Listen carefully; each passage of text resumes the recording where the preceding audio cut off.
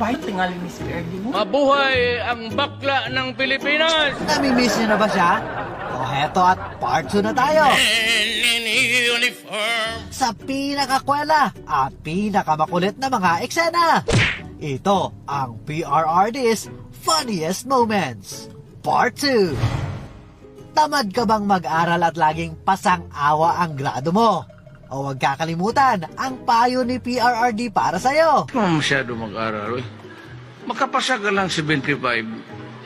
Okay na yan, 76.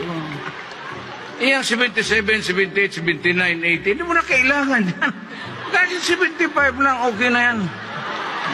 Oh. Sabi ng nanay ko, paano man tayo anak?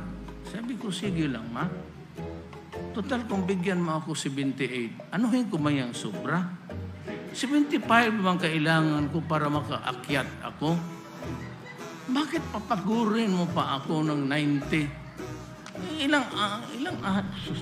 Ilang oras ako yan mag-aral? Sa isang talumpati abay ipinagmalaki rin niya sa buong sambayanan. Mga miyembro ng kanyang gabinete na karamihan ay graduate ng valedictorian. Totoo.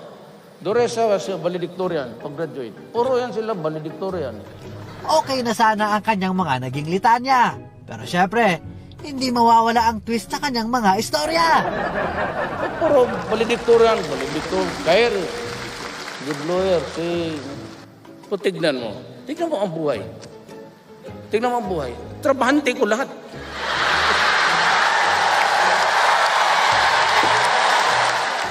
Hindi kayo makatulog. Sa 6 na taon ng kanyang panunungkulan, abay makailang beses din siyang dinalaw ng mga bisitang hindi inaasahan.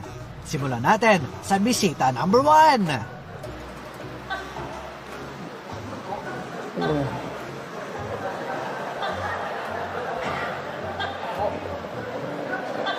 Lente nga taga Bacolod neng guladala ka ng toko dito. Eto namang bisita number 2, nagpainit na sa kanyang ulo. I don't mind. Tang mo galit sa nainit ng ulo. Pagdating ng bisita number 3, napagbintangan pa ang Liberal Party.